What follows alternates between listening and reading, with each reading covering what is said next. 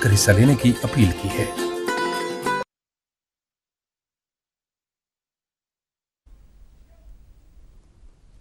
दूरदर्शन वेखण वाले सारे ही दर्शकों को चंचल रैना का प्यार भरिया सत श्री अकाल। ਅੱਜ ਦਾ ਜਿਹੜਾ ਸਾਡਾ ਵਿਸ਼ਾ ਹੈ ਉਹ ਹੈ ਕਰੋਨਾ ਦੇ ਖਿਲਾਫ ਜੰਗ। ਜਿਵੇਂ ਕਿ ਆਪਾਂ ਸਾਰੇ ਜਾਣਦੇ ਹਾਂ, ਹਰ ਇੱਕ ਦੇਸ਼ ਦੇ ਲੋਕ ਜਿਹੜੇ ਨੇ ਉਸ ਬਿਮਾਰੀ ਤੋਂ ਬਹੁਤ ਹੀ ਜ਼ਿਆਦਾ ਪਰੇਸ਼ਾਨ ਨੇ। ਹਰ ਇੱਕ ਦੇਸ਼ ਇਹ ਕੋਸ਼ਿਸ਼ ਕਰ ਰਿਹਾ ਹੈ ਕਿ ਕਿਵੇਂ ਇਸ ਬਿਮਾਰੀ ਨੂੰ ਜਲਦ ਤੋਂ ਜਲਦ ਖਤਮ ਕੀਤਾ ਜਾਵੇ। WHO ਵੀ ਸਾਨੂੰ ਬਾਰ-ਬਾਰ ਕਈ ਤਰ੍ਹਾਂ ਦੀ ਚੇਤਾਵਨੀਆਂ ਦੇ ਚੁੱਕਿਆ ਹੈ, ਪਰ ਖੁਸ਼ੀ ਦੀ ਗੱਲ ਇਹ ਹੈ ਕਿ ਜ਼ਿਆਦਾਤਰ ਲੋਕ ਜਿਹੜੇ ਨੇ ਉਹ ਪ੍ਰੀਕਾਸ਼ਨਸ ਲੈ ਰਹੇ ਨੇ। ਗਵਰਨਮੈਂਟ ਐਡਵਾਈਜ਼ਰੀਜ਼ ਦਾ ਬਹੁਤ ਹੀ ਚੰਗੀ ਤਰ੍ਹਾਂ ਪਾਲਨ ਕਰ ਰਹੇ ਨੇ, ਜਿਵੇਂ ਕਿ ਸੋਸ਼ਲ ਡਿਸਟੈਂਸਿੰਗ ਨੂੰ ਮੇਨਟੇਨ ਕਰਕੇ ਰੱਖਣਾ, ਮਾਸਕ ਲਗਾ ਕੇ ਰੱਖਣੇ ਤੇ ਲਾਕਡਾਊਨ ਦਾ ਬਹੁਤ ਹੀ ਚੰਗੀ ਤਰ੍ਹਾਂ पालन करना। पर इस सब के बावजूद भी अज साडे जम्मू एंड कश्मीर विच 50,000 तो वध केसेस ने।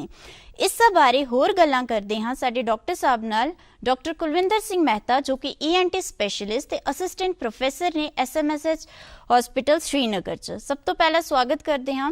सत श्री अकाल सर जी। सत श्री अकाल। सब तो पहला धन्नवाद DD कशर दा जिन्हां ने सानू इत्थे बुलाया ते अज मौका दिता कि असी अपने दर्शकों नाल कोरोना वायरस की जिहड़ी जंग है इस दे बारे कुछ विचार कर सकें। सर सब तो पहला तुहाडे तो पुछते हाँ कि कोरोना वायरस है की, क्योंकि बहुत सारे लोगों के मन में कन्फ्यूजन है, जिवें हल्का जिहा भी किसी नूं जुकाम बुखार हो जाता है वो कहता है शायद कोरोना हो गया। कोरोना वायरस एक वायरस है, बीमारी कोई भी होने वास्ते कुछ बैक्टीरिया हुंदा है, एक वायरस हुंदा है, एक फंगस हुंदा है जी। एक वायरस है, इस वायरस दे भी कुछ टाइप्स है जी। से कोरोना वायरस दे कुछ टाइप जिहड़े हैगे वो थोड़े ज़्यादा डेंजरस हैं और ये आम जुकाम की तरह ही होंदा है, लेकिन जी इहदे विच कुछ ऐसी प्रॉब्लमां नज़र आ रही हैं जिस तरह ये जब किसी ते हमला करता है तो ਉਹਦੀ ਜਿਹੜੀ ਬਿਮਾਰੀ ਨਾਲ ਲੜਨ ਵਾਲੀ ਜਿਹੜੀ ਤਾਕਤ ਹੈ ਜੀ ਸਰ ਉਹਨੂੰ ਖਾਣਾ ਸ਼ੁਰੂ ਕਰ ਦਿੰਦਾ ਜੀ, ਉਹਦੀ ਤਾਕਤ ਨੂੰ ਖਤਮ ਕਰ ਦਿੰਦਾ ਜੀ। ਕੁਝ ਐਸਾ ਕਰਕੇ ਸਭ ਤੋਂ ਪਹਿਲੇ ਬੁਖਾਰ, ਖਾਂਸੀ ਜੀ, ਹੋਰ ਸਰੀਰ ਟੁੱਟਣ ਲੱਗਦਾ, ਤੁਹਾਨੂੰ ਬਹੁਤ ਥਕਾਵਟ ਲੱਗਦੀ ਹੈ, ਹਰ ਇੱਕ ਤੁਹਾਡੀ ਬਾਜ਼ੂ, ਲੱਤਾਂ, ਸਰੀਰ ਜਿਹੜਾ ਉਹ ਥੱਕਿਆ ਥੱਕਿਆ ਟੁੱਟਿਆ ਟੁੱਟਿਆ ਲੱਗਦਾ ਜੀ। ਵਾਇਰਸ ਤੇ ਹਰ ਜਗ੍ਹਾ ਪ੍ਰੈਜ਼ੈਂਟ ਹੈ ਜੀ। कुछ चीन तो जद चलिया वायरस जी सर नवंबर दिसंबर के करीब 2019 तो जी जी हुण वुहान शहर तो चलिया, जिस तरह दसिया जा रहा है, जो कुछ डाटा साडे कोल अजे तक अवेलेबल है जी। ते ये वायरस ट्रैवल करदा है, ट्रैवल करन कारण एक बंदे तो दूसरे बंदे नूं लग रहा है जी जी। सब तो बड़ी प्रॉब्लम इस वायरस विच ये है, इस वायरस नूं लैके दुनिया इस करके परेशान है। कोई भी वायरस जिस तरह एड्स दा वायरस है या कुछ होर नॉर्मल भी वायरस जिहड़े जुकाम वगैरह कर देन जी, एक होंदा है इनक्यूबेशन पीरियड। इनक्यूबेशन पीरियड तो मतलब है कि तुहानूं जद कोई बीमारी होई, तुहाडे अंदर कुछ गया ते जद तक तुहाडे सिम्पटम्स आएन, जब तक तुहाडे सिम्पटम्स आएन, मतलब तुहाडे अंदर कोई नॉर्मल इन्फ्लुएंजा दा वायरस गया ते जद तक तुहाडे अंदर जुकाम शुरू होया जी, ਉਹਦਾ ਇੱਕ ਇਨਕਿਊਬੇਸ਼ਨ ਪੀਰੀਅਡ ਹੈ, 2 दिन है 3 दिन है ਤੇ 2-3 दिन ਵਿੱਚ ਤੁਹਾਨੂੰ ਪਤਾ ਚੱਲ ਜਾਂਦਾ ਹੈ ਕਿ ਭਾਈ ਮੈਨੂੰ ਜ਼ੁਕਾਮ ਹੋ ਗਿਆ ਜੀ। ਐਗਜ਼ੈਕਟਲੀ ਜੀ। ਇਸ ਵਾਇਰਸ ਵਿੱਚ ਇੱਕ ਇਹ ਪ੍ਰੋਬਲਮ ਆ ਗਈ ਦੁਨੀਆ ਵਿੱਚ ਕਿ ਇਹਦਾ ਇਨਕਿਊਬੇਸ਼ਨ ਪੀਰੀਅਡ 14 दिन ਤੱਕ ਵੀ ਜਾ ਰਿਹਾ ਹੈ ਜੀ। ਹਾਂ, ਉਸ ਇਨਕਿਊਬੇਸ਼ਨ ਪੀਰੀਅਡ ਦੇ ਕਾਰਨ ਇੱਕ ਨਵੀਂ ਪ੍ਰੋਬਲਮ ਆ ਗਈ ਕਿ ਜੇ ਤੁਹਾਡੇ ਅੰਦਰ ਵਾਇਰਸ ਹੈ ਵੀ ਹੈ ਜੀ ਤੇ ਤੁਹਾਨੂੰ ਕੋਈ ਸਿੰਪਟਮ ਨਹੀਂ ਹੈ ਤੇ ਬਟ ਤੁਸੀਂ ਬਾਕੀਆਂ ਨੂੰ ਲਗਾਈ ਜਾ ਰਹੇ ਹੋ ਜੀ। ਜਿਹੜਾ ਤੁਹਾਡੇ ਰਸਤੇ ਵਿੱਚ ਆ ਰਿਹਾ ਹੈ, ਜਿਹੜਾ ਤੁਹਾਡੇ ਕੋਲ ਥੋੜੀ ਦੇਰ ਬੈਠਿਆ, जिन्हें थोड़ी देर थोड़ी नाल गल कीती, क्योंकि ये वायरस तुहाडे शरीर दे अंदर गल करन नाल जिहड़े तुहाडे मूँह चों कुछ ड्रॉपलेट्स निकलदे ने, निछ मारन नाल, खांसी करन नाल जी, उस कारण वो किसी सरफेस उपर लग जांदा, तुहाडा हथ उत्थे रह गया, वो हथ तुसी वापस तुसी चुक्या ते वो नक विच पाता, अख विच पाता या तुसी कुछ खा लिया जी। ते ये वायरस डेंजरस इस करके है, ज़्यादा डेंजरस इन्हें ये प्रॉब्लम क्रिएट की कि इहदा इनक्यूबेशन पीरियड जिहड़ा है वो लंबा है। जब तक एक बंदा ठीक भी हो जाता है तो लेकिन उस 14 दिनों विच वो कितने बंदियां नूं इन्फेक्ट करता है, ये ज़्यादा डेंजरस हो गया। एक वायरस है, डरन की गल भी है, लेकिन इहदे नाल डरन तो ज़्यादा बेहतर है हुंदा है कि इस नाल लड़ना जी। तुसीं अपने कुछ मतलब सावधानियां लैणियां जी। ते एक वायरस है, इन्ना ਤੇ ਘਬਰਾਉਣ ਦੀ ਉਨੀ ਗੱਲ ਨਹੀਂ ਹੈ, ਲੇਕਿਨ ਧਿਆਨ ਰੱਖਣ ਦੀ ਲੋੜ ਜ਼ਿਆਦਾ। ਸਰ ਤੁਹਾਡਾ ਡਿਪਾਰਟਮੈਂਟ ENT ਡਿਪਾਰਟਮੈਂਟ ਇਸ ਨਾਲ ਕਿਵੇਂ ਮੁਕਾਬਲਾ ਕਰ ਰਹੀ ਹੈ? ਦੇਖੋ, ਸਾਡਾ department ENT department government medical college Srinagar ਵਿੱਚ ਹੈ ਜੀ। ਸਾਡਾ ਡਿਪਾਰਟਮੈਂਟ ਇੰਡੀਆ ਦੇ ਗਿਣੇ ਚੁਣੇ ਹੋਏ ਡਿਪਾਰਟਮੈਂਟਸ ਵਿੱਚ ਮੰਨਿਆ ਜਾਂਦਾ ਹੈ। ਜੀ ਸਰ। ਐਸਾ ਕੋਈ ਵੀ ਸਰਜਰੀ ਜਿਹੜੀ ਹੈ ਉਹ ਸਾਡੇ ਡਿਪਾਰਟਮੈਂਟ ਵਿੱਚ ਉਹ ਸਭ ਕੁਝ ਹੁੰਦਾ ਹੈ ਜੋ ਦਿੱਲੀ ਏਮਸ ਵਿੱਚ ਹੁੰਦਾ ਹੈ ਜਾਂ ਇੰਡੀਆ ਦੇ ਬੜੇ ਸੈਂਟਰਸ ਵਿੱਚ ਹੁੰਦਾ ਜੀ। ਸਾਡਾ ਡਿਪਾਰਟਮੈਂਟ ਤੋਂ ਇੰਜ ਵੀ ਰੈਫਰਲ ਜਿਹੜਾ ਹੈ ਉਹ ਜ਼ੀਰੋ ਹੈ। ਮਤਲਬ ਸਾਡੇ ਇੱਥੇ ਐਸਾ ਕੋਈ ਵੀ ਇਕਵਿਪਮੈਂਟ ਜਿਹੜਾ ਦਿੱਲੀ ਦੇ ਬੜੇ ਤੋਂ ਬੜੇ ਹਸਪੀਟਲ ਵਿੱਚ ਹੈ ਉਹ ਸਾਡੇ ਕੋਲ ਵੀ ਹੈ। ਜੀ। ਇਸ ਚੀਜ਼ ਨਾਲ ਸਾਡੇ ਡਿਪਾਰਟਮੈਂਟ ਨੂੰ ਇੱਕ ਮਹਾਰਤ ਹਾਸਲ ਹੈ। ਸਾਡਾ ਡਿਪਾਰਟਮੈਂਟ ਕਿਉਂਕਿ ENT ਡਿਪਾਰਟਮੈਂਟ ਹੈ ਜੀ ਸਰ, ਸੋ ਅਸੀਂ ਜਿਹੜੀ ਇਹ ਡਾਇਗਨੋਸਿਸ ਪ੍ਰੋਸੈਸ ਹੈ ਜਿਹੜਾ ਇਹਦੇ ਵਿੱਚ ਟੈਸਟ ਕੀਤਾ ਜਾਂਦਾ ਹੈ RT-PCR, ਜੀ। ਨੱਕ ਵਿੱਚੋਂ ਸਵੈਬ ਲਿਆ ਜਾਂਦਾ ਜੀ ਹੈ, ਸਰ। ਉਹਦੇ ਵਿੱਚ ਸਾਡੇ ਡਿਪਾਰਟਮੈਂਟ ਵੱਧ ਤੋਂ ਵੱਧ ਹਿੱਸਾ ਲੈ ਰਿਹਾ ਹੈ। ਜੀ। ਸਾਡੇ ਪੋਸਟ ਗ੍ਰੈਜੂਏਟ, ਸਾਡੇ ਰਜਿਸਟਰਾਰ, ਸਾਡੇ ਕੰਸਲਟੈਂਟਸ, ਸਾਡੀ ਇੱਕ ਟੀਮ ਹੈ ਜਿਹੜੀ ਰੋਜ਼ ਫਲੂ ਕਲੀਨਿਕ ਅਟੈਂਡ ਕਰਦੀ ਹੈ। ਜੀ। ਸਾਡੀ ਇੱਕ ਟੀਮ ਹੈ ਰੋਜ਼ ਜਿਹੜੀ ਟੈਸਟ ਕਰਨ ਨਾਲ ਜੁੜੀ ਹੋਈ ਹੈ। ਉਹਨਾਂ ਦਾ ਰੋਸਟਰ ਹੁੰਦਾ ਹੈ ਤੇ ਵੱਖਰੇ ਵੱਖਰੇ ਦਿਨ ਅਲੱਗ-ਅਲੱਗ ਲੋਕ ਜਾਂਦੇ ਆ। ਜੀ। ਫਿਰ ਸਾਡਾ ਡਿਪਾਰਟਮੈਂਟ ਐਸਾ ਕੋਈ ਵੀ ਜਿਸ ਤਰ੍ਹਾਂ ਕੁਝ ਆਪਰੇਸ਼ਨ ਹੁੰਦੇ ਆ ਜਿਹੜੇ ਐਮਰਜੈਂਸੀ ਆਪਰੇਸ਼ਨ, ਜੀ ਸਰ। ਜਿਨ੍ਹਾਂ ਵਿੱਚ ਤੁਸੀਂ ਕੋਵਿਡ ਟੈਸਟ ਦਾ ਵੀ ਵੇਟ ਨਹੀਂ ਕਰ ਸਕਦੇ। ਜੀ। ਜਿਸ ਤਰ੍ਹਾਂ ਕੁਝ ਪ੍ਰੋਸੀਜਰਸ ਹੁੰਦੇ ਆ ਉਹਨਾਂ ਨੂੰ ਬ੍ਰੋਂਕੋਸਕੋਪੀ ਕਹਿੰਦੇ ਆ। ਜੀ। ਜੇ ਕਿਸੇ ਦੇ ਵਿੰਡ ਪਾਈਪ ਵਿੱਚ ਜਾਂ ਲੰਗ ਵਿੱਚ ਕੋਈ ਫੋਰਨ ਬਾਡੀ ਵੜ ਜਾਏ, ਅਮੂਮਨ ਬੱਚਿਆਂ ਵਿੱਚ ਜ਼ਿਆਦਾ ਪਾਈ ਜਾਂਦੀ ਹੈ। ਤੇ ਸਾਡਾ ਡਿਪਾਰਟਮੈਂਟ ਜਦ ਤੋਂ ਕਰੋਨਾ ਹੋਇਆ ਹੈ ਹੁਣ ਤੇ ਕੁਝ ਟੈਸਟ ਆ ਗਏ ਨੇ ਜਿਹੜੇ ਨਵੇਂ ਰੈਟ ਆ ਗਿਆ ਉਹ ਜੀ, ਜਲਦੀ ਜੀ, ਹੋ ਜੀ, ਜਾਂਦਾ, ਹਾਂ। ਲੇਕਿਨ ਕੁਝ ਸਮੇਂ ਤੱਕ ਜਦ ਤੱਕ ਰੈਟ ਨਹੀਂ ਸੀ ਸਾਡੇ ਕੋਲ ਜੀ। ਤੇ ਅਸੀਂ ਸਰਜਰੀ ਕਰਦੇ ਸੀ, ਭਲੇ ਹੀ ਪੇਸ਼ੈਂਟ ਦਾ ਕੋਵਿਡ ਲੈਂਦੇ ਸੀ, ਉਹ 2 ਦਿਨ 3 ਦਿਨ ਬਾਅਦ ਰਿਪੋਰਟ ਆਂਦੀ ਸੀ। ਮਤਲਬ ਰਿਪੋਰਟ ਆਉਣ ਤੋਂ ਪਹਿਲਾਂ ਹੀ ਤੁਸੀਂ Yes, ਆਪਰੇਸ਼ਨ? ਜੀ। ਹਾਂ, ਅਸੀਂ ਪ੍ਰੀਕਾਸ਼ਨ ਲੈਂਦੇ ਸੀ। ਜੀ। ਪੂਰੀ ਕੋਸ਼ਿਸ਼ ਕਰਦੇ ਸੀ ਕਿ ਅਸੀਂ ਪੂਰੇ ਪ੍ਰੀਕਾਸ਼ਨ ਲਈਏ, PPE ਕਿਟ ਲਗਾਈਏ ਜੀ ਸਰ। ਜੋ WHO ਦੀ ਗਾਈਡਲਾਈਨਸ ਹਨ, ਜੀ, ਜੋ ਹੈਲਥ exactly, ਜੀ। ਗਾਈਡਲਾਈਨ ਹੈ ਸਾਡੀ ਸਟੇਟ ਦੀ। ਅਸੀਂ ਬਟ ਸਟਿਲ ਸਾਡਾ ਡਿਪਾਰਟਮੈਂਟ ਇਸ ਕੰਮ ਵਿੱਚ ਕਦੇ ਪਿੱਛੇ ਨਹੀਂ ਰਿਹਾ ਜੀ। ਕਿ ਭਾਈ ਕਰੋਨਾ ਹੈ ਤੇ ਅਸੀਂ ਇਹ ਆਪਰੇਸ਼ਨ ਨਹੀਂ ਕਰਨਾ। ਇਹ ਹਾਲਾਂਕਿ ਇਸ ਵਿੱਚ ਸਾਡੇ ਕੁਝ ਜੀ। ਡਾਕਟਰ, ਸੀਨੀਅਰ ਡਾਕਟਰ ਪੋਜ਼ਿਟਿਵ ਵੀ ਹੋ ਗਏ, ਬਟ ਜੀ।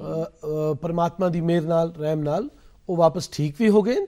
ਉਹਨਾਂ ਨੇ ਵਾਪਸ ਜੁਆਇਨ ਵੀ ਕਰ ਲਿਆ ਤੇ ਔਰ ਉਹ ਆਪਣਾ ਕੰਮ ਵੀ ਕਰ। ਸਰ ਕੁਝ ਨਿਊਜ਼ ਚੈਨਲ ਤੇ ਪੋਸਟ ਇਹ ਵੀ ਦੱਸਦੇ ਨੇ ਕਿ ਇੱਕ 에ਅਰਬੋਰਨ ਡਿਜ਼ੀਜ਼ ਹੈ, ਮਤਲਬ ਕਿ ਹਵਾ 'ਚ ਫੈਲਣ ਵਾਲੀ ਡਿਜ਼ੀਜ਼। ਇਹਦੇ 'ਚ ਕਿੰਨੀ ਸੱਚਾਈ ਹੈ ਤੇ ਹੋਰ ਕੀ ਮੋਡ ਨੇ ਇਹਦੇ ਟ੍ਰਾਂਸਮਿਟ ਹੋਣ ਦੇ ਇੱਕ ਬੰਦੇ 'ਚੋਂ ਦੂਏ ਬੰਦੇ ਤੱਕ, ਮਤਲਬ ਕਿਸ ਤਰ੍ਹਾਂ? ਅਜੇ ਤੱਕ ਬਹੁਤ ਕੁਝ किया जा रहा है। जी सर।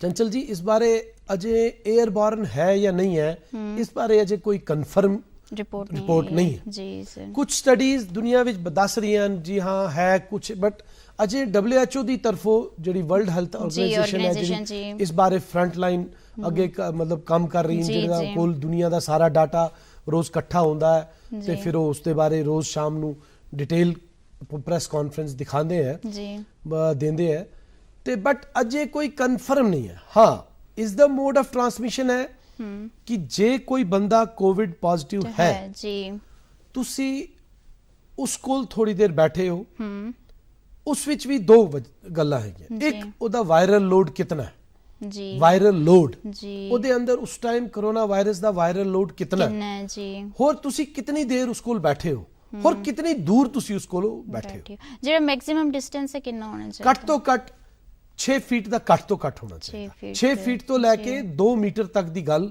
ਕਾਫੀ ਸਟੱਡੀਜ਼ ਵਿੱਚ ਆਈ ਹੈ ਜੀ। ਪਰ ਸਭ ਤੋਂ ਇੰਪੋਰਟੈਂਟ ਮੋਡ ਆਫ ਟ੍ਰਾਂਸਮਿਸ਼ਨ ਇਸ ਵਿੱਚ ਇਹ ਤੁਹਾਡੇ ਸਾਹ ਦੀ ਨਲੀ ਵਿੱਚ, ਤੁਹਾਡੇ ਮੂੰਹ ਤੋਂ, ਤੁਹਾਡੇ ਨੱਕ ਤੋਂ ਚਲਾ ਜਾਂਦਾ ਹੈ ਤੇ ਉੱਥੇ ਜਾ ਕੇ ਮਤਲਬ ਇਹ, ਬਟ ਇਹ ਜਾਣ ਦਾ ਇਹ ਤਰੀਕਾ ਹੈ ਕਿ ਤੁਸੀਂ ਕਿਸੇ ਕੋਲ ਬੈਠੇ ਹੋ, ਉਹਨੇ ਨਿੱਛ ਮਾਰੀ, ਉਹ ਜਦ ਗੱਲਾਂ ਕਰ ਰਿਹਾ ਉਹਦੇ ਮੂੰਹ ਵਿੱਚੋਂ ਥੋੜਾ ਜਿਹਾ ਮਤਲਬ ਡ੍ਰੌਪਲੇਟਸ ਆ ਰਹੇ ਨੇ ਜੀ, ਤੇ ਉਹ ਡ੍ਰੌਪਲੇਟ ਕਿਸੇ ਜਗ੍ਹਾ ਡਿੱਗ ਰਹੇ ਨੇ। ਇੱਕ ਤੇ ਤੁਸੀਂ ਵੀ ਉਸ ਕਮਰੇ 'ਚ ਬੈਠੇ ਹੋ, ਤੁਸੀਂ ਵੀ ਉਹ ਸਾਹ ਲੈ ਰਹੇ ਹੋ ਤੇ ਉਹ ਤੁਹਾਡੇ ਅੰਦਰ ਜਾ ਰਿਹਾ ਹੈ। ਦੂਜਾ, ਕਿਸੇ ਜਗ੍ਹਾ ਤੁਸੀਂ ਹੱਥ ਰੱਖਿਆ, ਉੱਥੇ ਆਲਰੇਡੀ ਕਿਸੇ ਨੇ ਨਿੱਛ ਮਾਰੀ ਸੀ ਜਾਂ ਕੁਝ ਹੈ ਸੀ ਤੇ ਉਹ ਹੱਥ ਤੁਸੀਂ ਚੁੱਕ ਕੇ ਆਪਣੇ ਨੱਕ ਵਿੱਚ, ਅੱਖ ਵਿੱਚ, ਜਾਂ ਤੁਸੀਂ ਕੋਈ ਚੀਜ਼ ਖਾ ਲਈ, ਤੇ ਇਹ ਜਿਹੜੇ ਮੋਡ ਆਫ ਟ੍ਰਾਂਸਮਿਸ਼ਨ ਇਹ ਹੈ। ਅੱਛਾ, ਤੇ ਜਿਵੇਂ ਜਿਵੇਂ ਕਰੋਨਾ ਵਾਇਰਸ ਵੱਧਦਾ ਗਿਆ ਸਾਨੂੰ ਇਹਦੇ ਬਾਰੇ ਹੋਰ ਵੀ ਬਹੁਤ ਕੁਝ ਪਤਾ ਚੱਲਦਾ ਗਿਆ, ਜਿਵੇਂ ਕਿ ਸਿੰਪਟੋਮੈਟਿਕ ਤੇ ਸਿੰਪਟੋਮੈਟਿਕ ਪੇਸ਼ੈਂਟਸ ਆ ਰਹੇ ਨੇ। ਸਿੰਪਟੋਮੈਟਿਕ ਪੇਸ਼ੈਂਟਸ ਦਾ ਤਾਂ ਚਲੋ ਹੈ, ਪਹਿਲੇ ਉਹਨਾਂ ਨੂੰ ਖਾਂਸੀ ਹੁੰਦੀ ਹੈ, ਬੁਖਾਰ ਜ਼ੁਕਾਮ, ਫਿਰ ਉਹਦੇ ਬਾਅਦ ਉਹ ਜਾ ਕੇ ਟੈਸਟਿੰਗ ਕਰਵਾਉਂਦੇ ਨੇ, ਫਿਰ ਉਹ ਪੋਜ਼ਿਟਿਵ ਆਉਂਦੇ ਨੇ। ਜਿਹੜੇ ਅਸਿਮਟੋਮੈਟਿਕ ਪੇਸ਼ੈਂਟਸ ਨੇ, ਜਿਨ੍ਹਾਂ ਨੂੰ ਕੋਈ ਵੀ ਸਿੰਪਟਮ ਨਹੀਂ ਆ ਰਿਹਾ, ਜਿਨ੍ਹਾਂ ਦਾ ਕੋਈ ਵੀ ਲੱਛਣ ਵੇਖਣ ਨੂੰ ਨਹੀਂ ਮਿਲਦਾ ਹੈ, ਉਹਨਾਂ ਪੇਸ਼ੈਂਟਸ ਨੂੰ ਕਿਵੇਂ ਪਤਾ ਚੱਲਦਾ ਹੈ ਕਿ ਉਹ ਪੋਜ਼ਿਟਿਵ ਨੇ? देखिए दो तरह के पेशेंट है, एक सिम्पटोमैटिक है, एक एसिम्पटोमैटिक। जी एग्जैक्टली। सिम्पटोमैटिक पेशेंट ऐसा है जिहड़ा कहंदा है कि भाई वो रिपोर्ट करदा है, डॉक्टर कोल जांदा है, भाई मैनू बुखार है, खांसी है ते मेरा शरीर टुट रहा है। कुछ होर भी अलामातां हैगियां, जिस तरह टेस्ट चला जाता लोगों दा, स्मैल चली जाती है। कुछ केसिस विच देखा जा रहा है कि सुनना भी थोड़ा घट हो रहा है पेशेंट्स का। फिर कुछ हो रहा है, कुछ रैश निकल रहा है, अख लाल हो सकती है। जिहड़े तुहाडे फुट दियां फिंगर्स हैगियां उन्हां उपर भी कुछ प्रॉब्लम, रैश, अडीमा वैसा भी कुछ आ रहा है। यूजुअली जिहड़े सिम्पटोमैटिक है वो प्रेजेंट करते हैं फीवर, कफ ते टायर्डनेस, बस ये 3 चीज़ां इंपॉर्टेंट। मैं जनवरी तो ही कुछ पेशेंट्स देख रहा अपने ENT विच आ रहे सी, जिहड़े कह रहे सी कि भाई सानू स्मैल नहीं है ते टेस्ट नहीं है।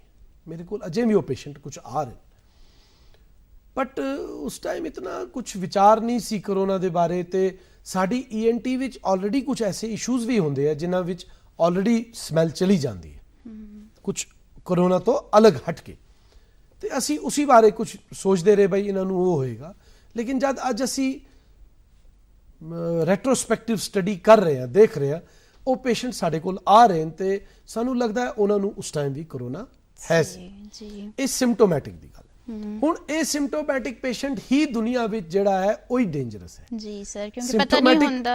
सिम्पटोमैटिक पेशेंट ते तुसी आ गया, तुसी ओनू टेस्ट कीता, ओनू तुसी आइसोलेट करता, ओनू तुसी ट्रीटमेंट भी दे दिता, वो किसी को इन्फेक्ट नहीं करता, उन्होंने आइसोलेशन विच रखिया। जिस तरह जिहड़ा पेशेंट एसिम्पटोमैटिक है जी सर, वो ज़्यादा डेंजरस है। एसिम्पटोमैटिक पेशेंट यूजुअली जे बंदा ये देख ले कोई पेशेंट है या बंदा है, बंदा ही कहांगे उन्होंने जब तक डायग्नोज नहीं होएगा तब तक पेशेंट तो नहीं होएगा।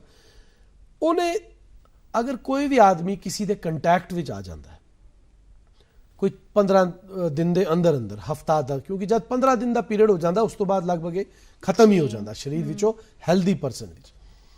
ते जद मतलब तुसी कोई भी बंदा है वो गया, उन्हें कहा जी मैं किते गया सा ते उत्थे वो बंदा पॉजिटिव आ गया जी, ते ओ मगर मैनू कोई सिम्पटम नहीं, ओनू अपने आप नू बाकी घर वालियां कोलों, परिवार कोलों, यारा दोस्तों कोलों थोड़ा अपने आप नू अलग रखना चाहिए, आइसोलेट करना चाहिए। हो सके ओनू पॉसिबल होए तो ओनू टेस्ट भी कर लेना चाहिए, ताकि वो देख ले ऐसा ना होए कि वो एसिम्पटोमैटिक है, वो तो ठीक हो जाएगा, ओदे घर विच कोई बच्चा है, कोई बुजुर्ग है, कोई डायबिटीज वाला पेशेंट है, तो ओनू इन्फेक्ट करके वो चलता चलेगा। जी सर, अगर एक बार किसी को कोरोना वायरस हो गया कि ओदे फिर चांसेस ने उस पर्सन को वापस होने दे? कुछ कंट्रीज विच इनू कहंदे री infection ji. Sari state which एक केस अजे तक है री इन्फेक्शन दा। ओके। वो एक डॉक्टर है इत्थे डेंटल कॉलेज विच, उन्होंने पहले होया सी, फिर उन्होंने अपनी ड्यूटी वापस रिज्यूम की सी, बट कुछ समय बाद उन्होंने दोबारा होया तो फिर वो सोवरा विच एडमिट सन जी। वर्ल्ड ओवर भी देखा गया कि बहुत सारे लोगों नू, ज़्यादा तो नहीं बट मतलब परसेंटेज के हिसाब नाल बहुत घट री इन्फेक्शन हो रही है जी। आइडियली मतलब जिस तरह साढ़े डॉक्टर्स का एक है कि जे कोई डॉक्टर पॉजिटिव आ जाता है तो उन्हें नैगेटिव होने तो बाद समझो 14 दिन या 15 दिन या 3 हफ्ते बाद, 2 हफ्ते बाद जब वो नैगेटिव आ गया, नैगेटिव आने तो बाद भी वो 21 दिन तक कोई सर्जरी नहीं कर सकता। नैगेटिव आने तो बाद भी जी। ऐसा कुछ रूल है साढ़े, मतलब WHO तो गाइडलाइंस है, फिर स्टेट फिर सेंटर दी गाइडलाइंस है, फिर स्टेट दी गाइडलाइंस ने जी। सो इसी तरह जे कोई पॉजिटिव सी वो नेगेटिव हो गया तो लेकिन आने वाले दिन भी उन्होंने कुछ दिन रेस्ट बड़ा जरूरी चाहिए, क्योंकि ये वायरस जिहड़ा है बहुत सारे लोगों के लंग्स जिहड़े फेफड़े जिहड़े उन्होंने खा गया। तुसी पंजाबी जिस तरह फाइब्रोसिस हो गई, फाइब्रोसिस मतलब गल गए हो। सो एसिम्प्टोमैटिक पेशेंट्स ਨੂੰ ਵੀ ਅੰਦਰੋਂ ਉਹਨੇ ਕੁਛ ਨਾ ਕੁਛ ਨੁਕਸਾਨ ਤੇ ਪਹੁੰਚਾਇਆ ਸਿੰਪਟੋਮੈਟਿਕ ਨੂੰ ਤੇ ਪਹੁੰਚਾਇਆ ਹੀ ਪਹੁੰਚਾਇਆ ਸੋ ਕੁਛ ਜਿਹੜੀ ਇਹਤਿਆਤ ਹੈ ਰੈਸਟ ਹੈ ਕੁਛ ਸਟੱਡੀਜ਼ ਇਸ ਤਰ੍ਹਾਂ ਆ ਰਹੀਆਂ ਕਿ ਬੰਬੇ ਵਗੈਰਾ ਵਿੱਚ ਮੁੰਬਈ ਵਿੱਚ ਜ਼ਿਆਦਾ ਹੈ ਮੁੰਬਈ ਵਿੱਚ ਉੱਥੇ 6 ਮਹੀਨੇ ਬਾਅਦ ਜਿਹੜੇ ਹੁਣ ਪੇਸ਼ੈਂਟਸ ਆ ਰਹੇ ਨੇ ਜਿਨ੍ਹਾਂ ਨੂੰ 6 ਮਹੀਨੇ ਪਹਿਲੇ ਹਾਂ ਉਹ ਹੁਣ ਕੁਝ ਕਹਿ ਰਿਹਾ ਹੈ ਮੇਰੇ ਲੰਗ ਵਿੱਚ ਕੁਝ ਪ੍ਰੋਬਲਮ ਹੈ ਮੈਂ ਸਾਹ ਨਹੀਂ ਠੀਕ ਲੈ ਰਿਹਾ ਮੇਰੇ ਹਾਰਟ ਵਿੱਚ ਕੁਝ ਪ੍ਰੋਬਲਮ ਹੈ ਸੋ ਲੇਟ ਸਿਕਵਲ ਅਸੀਂ ਇਹਨੂੰ ਕਹਾਂਗੇ ਕਿ ਲੇਟ ਬਾਅਦ ਵਿੱਚ ਜੋ ਹੁਣ ਉਹਨਾਂ ਦੇ ਮਤਲਬ ਉਸ ਕਰੋਨਾ ਵਾਇਰਸ ਜੋ ਉਹਨਾਂ ਨੂੰ ਨੁਕਸਾਨ ਪਹੁੰਚਾ ਗਿਆ ਹੁਣ ਉਹਨਾਂ ਦੇ ਕੁਝ ਜਿਹੜੇ ਉਹ ਆਰਗਨਸ ਹੈਗੇ ਉਹਨਾਂ ਨੇ ਹੁਣ ਦੱਸਣਾ ਸ਼ੁਰੂ ਕੀਤਾ ਬਈ ਅਸੀਂ ਪ੍ਰੋਪਰਲੀ ਕੰਮ ਨਹੀਂ ਕਰ ਰਹੇ ਹਾਂ ਜੀ ਸਰ ਹੁਣੇ ਤੁਸੀਂ ਕਿਹਾ ਆਈਸੋਲੇਸ਼ਨ ਦਾ ਡਰ ਬੜਾ ਹੈ ਲੋਕਾਂ ਦੇ ਮਨ ਵਿੱਚ ਅਗਰ ਕਿਸੇ ਨੂੰ ਥੋੜੇ ਜਿਹੇ ਸਿੰਪਟਮਸ ਹੁੰਦੇ ਵੀ ਨੇ ਤੇ ਉਹ ਲੇਕਿਨ ਚੈੱਕ ਕਰਵਾਉਣ ਨਹੀਂ ਜਾਂਦੇ ਕਹਿੰਦੇ ਨਹੀਂ ਸਾਨੂੰ ਤਾਂ ਆਈਸੋਲੇਟ ਕਰ ਦੇਣਗੇ ਐਸਾ ਡਰ ਕਿਉਂ ਹੈ ਲੋਕਾਂ ਦੇ ਮਨ ਵਿੱਚ ਕੋਰੋਨਾ ਵਾਇਰਸ ਦੀ ਆਪਣੀ ਇੱਕ ਦਹਿਸ਼ਤ ਹੈ ਜੀ ਸਰ ਮੈਂ ਹਸਪੀਟਲ ਵਿੱਚ ਬਹੁਤ ਸਾਰੇ ਪੇਸ਼ੈਂਟਾਂ ਨੂੰ ਜਾਣਦਾ ਮੇਰੀ ਜਾਣ ਪਛਾਣ ਦੇ ਬਹੁਤ ਲੋਕ ਹੈਗੇ ਆ ਪੇਸ਼ੈਂਟਸ ਵੀ ਹੈਗੇ ਸਾਰੇ ਹੀ ਆਪਣੇ ਹੁੰਦੇ ਆ कुछ पेशेंट्स तो कहते मैं डॉक्टर साहब मैं रात को सोता नहीं हूँ क्यों मैं मर जाऊंगा तो जी सर डर बड़ा जी डेथ रेट कोई ज्यादा नहीं है कोरोना वायरस में जी बट एक मतलब ऐसी कुछ हवा चल पई है कि लोग डर बड़े गए और ਇਹਦਾ ਇਹ ਹੈ ਨਾ ਕਿ ਅਗਰ ਆਪ ਨੂੰ ਹੋਇਆ ਹੀ ਹੋਇਆ ਤੇ ਨਾਲ ਦੂਜਿਆਂ ਨੂੰ ਵੀ ਕਰ ਲਾਂਗੇ ਸਭ ਤੋਂ ਬੜਾ ਡਰ ਤਾਂ ਇਹ ਹੈ ਬਹੁਤ ਇੰਪੋਰਟੈਂਟ ਲੇਕਿਨ ਲੋਕ ਨਹੀਂ ਨਾ ਕਰਦੇ ਡਰਦੇ ਆ ਲੋਕਾਂ ਨੂੰ ਇਹ ਗੱਲ ਸਮਝਣੀ ਹੈ ਜੀ ਜੇ ਉਹ ਆਈਸੋਲੇਸ਼ਨ ਕਰੇਗਾ ਤੇ ਆਪਣੇ ਘਰ ਵਿੱਚ ਆਪਣੇ ਬਜ਼ੁਰਗ ਮਾਪਿਓ ਬਾਲ ਬੱਚੇ ਬਾਕੀ ਪਰਿਵਾਰ ਵਿੱਚ ਜਿਨ੍ਹਾਂ ਦੀ ਇਮਿਊਨਿਟੀ ਘੱਟ ਹੈ ਕੋਈ ਕਿਡਨੀ ਪੇਸ਼ੈਂਟ ਹੈ ਕੋਈ ਡਾਇਬੀਟੀਜ਼ ਵਾਲਾ ਪੇਸ਼ੈਂਟ ਹੈ ਕੋਈ ਕੈਂਸਰ ਵਾਲਾ ਪੇਸ਼ੈਂਟ ਹੈ ਜੋ ਆਪ ਆਈਸੋਲੇਸ਼ਨ ਕਰੇਗਾ ਹੈਲਦੀ ਮੈਨ ਤੇ ਉਹਨਾਂ ਨੂੰ ਬਚਾ ਲੇਗਾ ਜੀ ਤੇ ਕੀ ਅਟੈਂਡੈਂਟ ਨਾਲ ਅਲੋ ਕਰਦੇ ਨੇ ਆਈਸੋਲੇਸ਼ਨ ਚ ਹਾਂ ਹਰ ਕਿਸੇ ਆਈਸੋਲੇਸ਼ਨ ਦੋ ਤਰ੍ਹਾਂ ਦੀ ਹੈ ਜੀ ਇੱਕ ਹੁਣ ਸਟੇਟ ਗਵਰਨਮੈਂਟ ਲੇਟੈਸਟ ਆਈ ਹੈ ਕਿ एसिम्प्टोमैटिक पेशेंट ਜਿਹੜਾ ਹੈ ਉਹ ਹੋਮ ਆਈਸੋਲੇਸ਼ਨ ਵੀ ਕਰ ਸਕਦਾ ਹੈ ਬਟ ਆਈਸੋਲੇਸ਼ਨ ਕਰਨੀ ਇੰਜ ਥੋੜੀ ਔਖੀ ਹੈ ਕਹਿਣਾ ਬੜਾ ਆਸਾਨ ਹੈ ਕਿਉਂਕਿ ਇਨਸਾਨ man is a social animal ਸਵੇਰੇ ਉੱਠੇਗਾ ਕਿਸੇ ਨਾਲ ਗੱਲ ਕਰੇਗਾ ਮਿਲੇਗਾ ਹੱਸੇਗਾ ਜਦ ਤੱਕ ਗੱਲ ਨਹੀਂ ਕਰੇਗਾ ਤੇ ਆਈਸੋਲੇਸ਼ਨ ਵਿੱਚ ਰਹਿਣ ਵਾਸਤੇ ਤੁਹਾਨੂੰ ਬਹੁਤ ਕਲੇਜਾ ਚਾਹੀਦਾ ਬੜੀ ਹਿੰਮਤ ਚਾਹੀਦੀ ਸੋ ਆਈਸੋਲੇਸ਼ਨ ਬਹੁਤ ਜ਼ਰੂਰੀ ਹੈ ਰਹੀ ਆਈਸੋਲੇਸ਼ਨ ਵਿੱਚ ਅਟੈਂਡੈਂਟ ਦੀ ਕੀ ਲੋੜ ਹੈ ਆਈਸੋਲੇਸ਼ਨ ਵਿੱਚ ਤੇ ਅਟੈਂਡੈਂਟ ਦੀ ਕੋਈ ਲੋੜ ਨਹੀਂ ਹਾਂ ਲੇਕਿਨ ਐਸਐਮਐਚਐਸ ਹਸਪੀਟਲ ਵਿੱਚ ਸਾਡੇ ਉੱਥੇ ਜਦ ਕੋਈ ਪੇਸ਼ੈਂਟ ਐਡਮਿਟ ਹੈ ਜਿਹੜਾ ਕੋਵਿਡ ਪੋਜ਼ਿਟਿਵ ਹੈ ਜਿਹਦੀ ਟ੍ਰੀਟਮੈਂਟ ਚੱਲਦੀ ਹੈ ਉਹਦੇ ਤੇ ਅਟੈਂਡੈਂਟ ਨਾਲ ਹੈ ਉੱਥੇ ਬੈਠਾ ਹੈ ਜੀ ਤੇ ਖਾਣ ਪੀਣ ਦਾ ਸਮਾਨ ਹਸਪੀਟਲ ਪ੍ਰੋਵਾਈਡ ਕਰਦਾ ਹੈ ਉਹਨਾਂ ਨੂੰ ਘਰ ਤੋਂ ਨਹੀਂ ਸਭ ਆਪਣੇ ਘਰ ਤੋਂ ਹੀ ਲਿਆਉਂਦੇ ਨੇ ਤੇ ਹਸਪੀਟਲ ਵਿੱਚ ਤੇ ਆਪਣੇ ਘਰ ਤੋਂ ਹੀ ਲਿਆਉਂਦੇ ਨੇ ਸਭ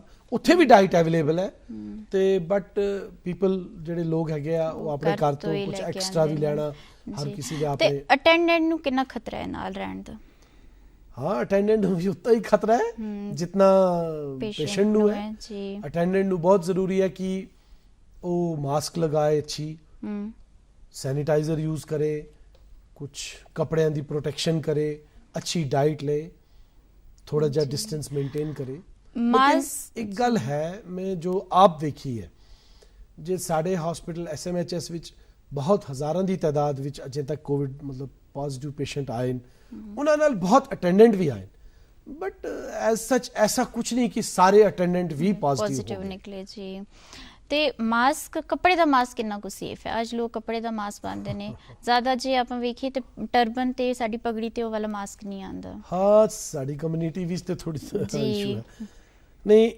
ਐਜ਼ ਡਾਕਟਰ ਤੇ ਮੈਂ ਇਹੀ ਰეკਮੈਂਡ ਕਰਾਂਗਾ ਕਿ ਹਰ ਕਿਸੇ ਨੂੰ ਮਾਸਕ ਲਗਾਉਣਾ ਚਾਹੀਦਾ ਜੀ N95 ਮਾਸਕ ਲਗਾਣੀ ਸਭ ਨੂੰ ਜ਼ਰੂਰੀ ਨਹੀਂ ਹੈ N95 ਮਾਸਕ ਲਗਾਣੀ ਡਾਕਟਰ ਨੂੰ ਜ਼ਰੂਰੀ ਹੈ ਪੈਰਾਮੈਡੀਕਲ ਸਟਾਫ ਨੂੰ ਜ਼ਰੂਰੀ ਹੈ ਜਾਂ ਘਰ ਵਿੱਚ ਕੋਈ ਕੋਵਿਡ ਪੋਜ਼ਿਟਿਵ ਪੇਸ਼ੈਂਟਸ ਹੈਗੇ ਨੇ ਉਹਦੇ ਨਾਲ ਜਿਹੜਾ ਕੋਈ ਡੀਲ ਕਰ ਰਿਹਾ ਉਹਨੂੰ ਜ਼ਰੂਰੀ ਹੈ ਜੀ ਆਮ ਬੰਦੇ ਨੂੰ ਸਿੰਪਲ ਸਰਜੀਕਲ ਮਾਸਕ ਲਗਾਉਣ ਦੀ ਲੋੜ ਹੈ ਜਿਹੜੀ 2 ਰੁਪਏ ਵਿੱਚ ਮਿਲਦੀ ਹੈ ਜੀ ਜੇ ਰੋਜ਼ ਦੀ ਇੱਕ ਮਾਸਕ ਲਗਾਏਗਾ ਮਹੀਨੇ ਦੇ ਉਹ 60 ਰੁਪਏ ਹੀ ਬਣਦਾ ਹੈ ਜੀ 60 ਰੁਪਏ ਤੋਂ ਜ਼ਿਆਦਾ ਕੁਝ ਨਹੀਂ ਬਣਦਾ ਸੈਨੀਟਾਈਜ਼ਰ ਵੀ ਉਸ ਵਕਤ ਲਗਾਉਣ ਦੀ ਲੋੜ ਹੈ ਜਦ ਤੁਸੀਂ ਕਿਸੇ ਜਗ੍ਹਾ ਅਨਨੈਸੈਸਰੀ ਹੱਥ ਲਗਾ ਦਿੱਤਾ ਜੀ ਬਾਰ-ਬਾਰ ਵੀ ਸੈਨੀਟਾਈਜ਼ਰ ਤੁਸੀਂ ਘਰ ਤੋਂ ਬਾਹਰ ਨਿਕਲਦੇ ਅੰਦਰ ਆਏ ਤੇ ਫਿਰ ਸੈਨੀਟਾਈਜ਼ਰ ਨਹੀਂ ਸੈਨੀਟਾਈਜ਼ਰ ਲਗਾਉਣ ਤੋਂ ਬਿਹਤਰ ਹੈ ਤੁਸੀਂ ਸਾਬਣ ਨਾਲ ਹੱਥ ਧੋ ਲਓ ਜੀ 1 ਮਿੰਟ ਲਗਾ ਕੇ ਸਾਬਣ ਤੁਸੀਂ 1 ਮਿੰਟ ਪੂਰੇ ਹੱਥ ਉੱਪਰ ਲਗਾਓ ਲੋਕਾਂ ਦੇ ਮੈਂ ਤੇ ਕਹਿਣਾ ਕਿ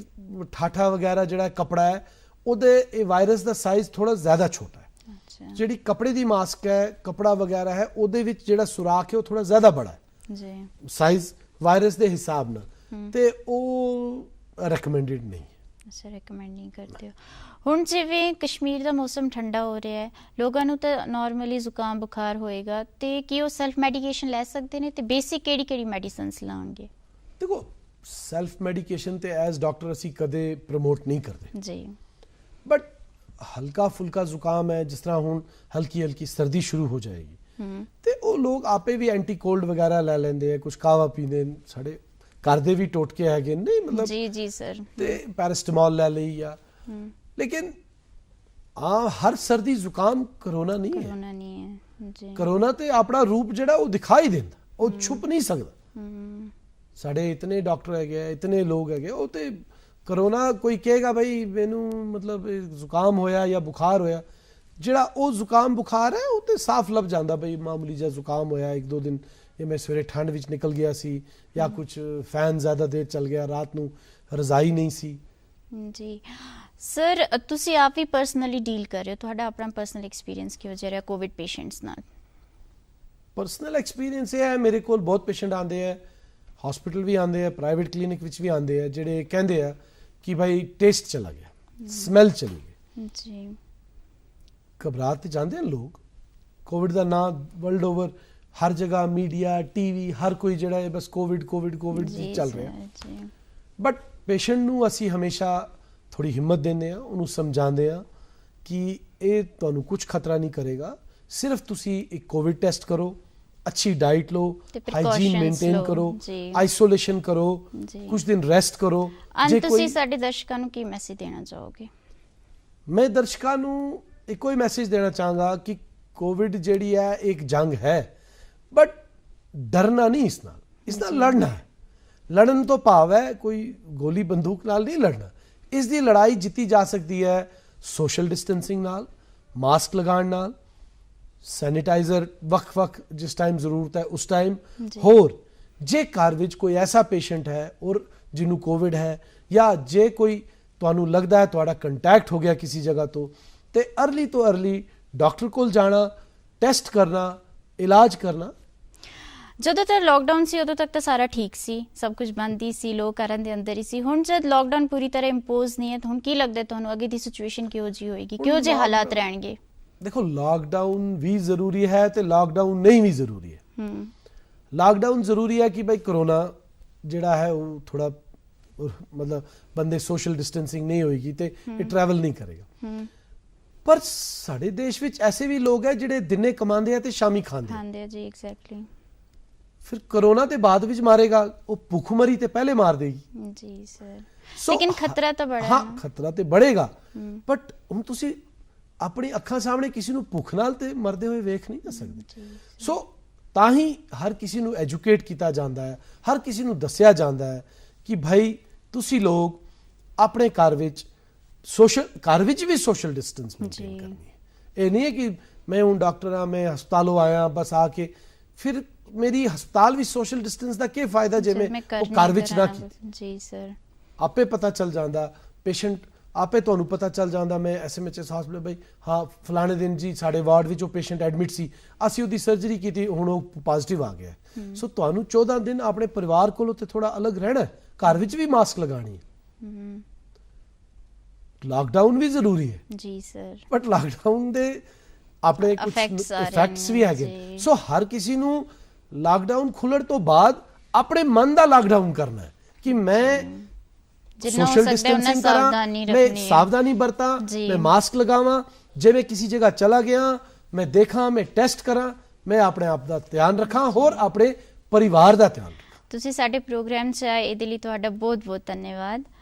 ਉਮੀਦ ਕਰਦੇ ਹਾਂ ਕਿ ਡਾਕਟਰ ਸਰ ਨੇ ਜੋ ਵੀ ਕਿਹਾ ਹੈ ਉਹ ਸਾਰੀ ਗੱਲਾਂ ਤੇ ਤੁਸੀਂ ਅਮਲ ਕਰੋਗੇ। ਜ਼ਿਆਦਾ ਤੁਸੀਂ ਆਪਣਾ ਧਿਆਨ ਰੱਖੋਗੇ, ਜਿਵੇਂ ਕਿ ਸੋਸ਼ਲ ਡਿਸਟੈਂਸਿੰਗ ਨੂੰ ਮੇਨਟੇਨ ਕਰਕੇ ਰੱਖੋਗੇ, ਮਾਸਕ ਲਗਾ ਕੇ ਰੱਖੋਗੇ ਤੇ ਆਪਣਾ ਤੇ ਆਪਣੇ ਨਾਲ ਵਾਲਿਆਂ ਦਾ ਧਿਆਨ ਰੱਖੋਗੇ। ਰੱਬ ਰਾਖਾ।